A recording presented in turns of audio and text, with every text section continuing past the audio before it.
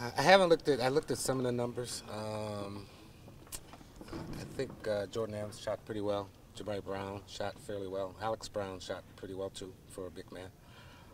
It was a fairly good workout. They struggled a little bit to get through it, and we had a little conversation with them, and they picked it up. So everything went well. We got to see what we wanted to see. In shape after the season, after the college season. Yes. Jordan Adams was a guy who lost a lot of weight before he came into camps. Is that something you can resolve in the workout, or figure out why they were doing that? Most of them are done that because once they decide to go into the draft, now they pick up trainers, they pick up sometimes nutritionists. So that they work out a little harder once they come into the draft than they did in college. Again, as you know, with college, there's only so much those coaches can do with them. Whereas once they leave college, they're free to do what they want to do and as long as they want to do it. So, yeah, we see most guys get in a lot better shape once they leave. And then we see them in much better shape after 1 year in the NBA. It's nice having Coach Snyder here with the workouts as opposed to the first couple weeks with no head coach. Yeah, it helps a little bit.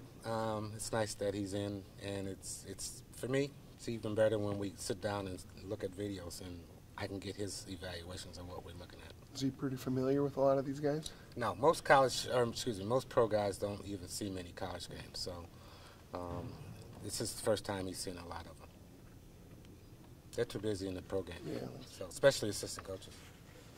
Patrick talked about humility, selflessness, being a team guy, being low maintenance. How often do you hear that out of people? Certain programs you hear a lot, but from players who are their captains or their stars on their teams, it's somewhat a little rare. But I think, in the past few years, I think you're hearing it more and more. I think guys are buying into the team philosophy. So it's good to hear, but it's good to hear. He said he was a pitcher. Did you ever scout him playing baseball? Or? You know what? I talked to him earlier today when he was in here eating breakfast, and I asked him, did he play any sports, and he said baseball. And I said, what? And he said, yeah, I play baseball. I said, what position? I said, pitcher. I said, boy, it's got to be pretty intimidating watching you on the mound throwing some, fastball. So, no, that's not a sport I look at.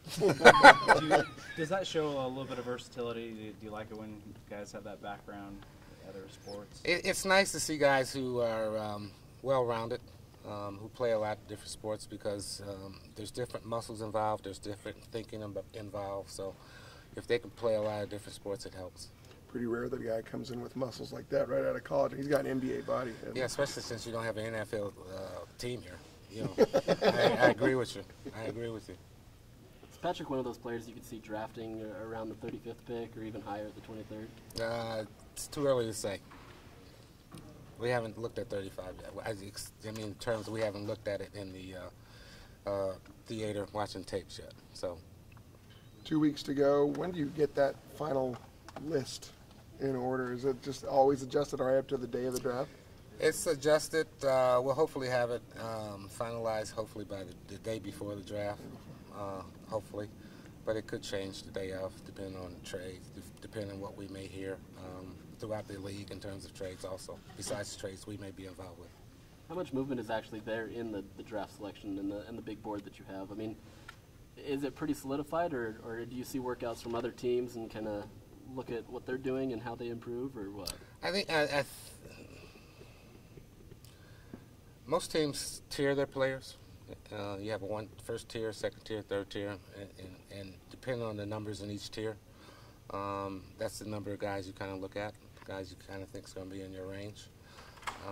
And the order of who you like can change hourly, can change daily. So, we always tell people, we like to know what your order is now, knowing that the draft's not till June 26th, and we know it may change. So, what do you see as the upside, or what do you like in Jordan Adams' game? He's a really good shooter. Kind of knows how to play the game. Strong, going to the basket. He can space the floor for you because he can shoot it. Needs a little bit, probably work a little bit more on his ball handling, and that's most of the college guys coming out defense. Last year, Dennis said that they were pretty familiar with what Minnesota was looking for. That's why you were able to pull off the trades and move up. How common is that you know what the teams in front of you were trying to do specifically to acquire? It's a for the most part we have an idea. Do we know for sure? A lot of times no, but we do have an idea what teams ahead of us or behind us may be looking for. So Dennis will be talking with all the GMs. Justin will probably be talking with some GMs and some assistant GMs, and we'll get a feel for who they like, who they think they will take. So it's Pretty friendly? yeah, I would say most GMs are pretty friendly. Are But they? I also say, I always tell people this is the time of year when Liars Clubs open up. So. Is how much So they're going to ask how honest they are. how much video does Quinn have to see to get up to speed, and how much of that is pointless? That there's other guys doing it full time, so just see what you can see and don't worry about catching up on all the guys that come through. He's seen some synergy tapes already. I gave him a list yesterday of players to look at, so he will take a look at them. He's pretty thorough in terms of enjoying and watching players, so I expect him to watch them and give me an evaluation of them. Which And players? also, we'll probably be I know we'll be looking at a lot more tapes as a group, so we'll talk about it then. Some talk going around that Julius Randle might need some surgery after the draft. Does that impact the way you guys think about him at all, or? That's a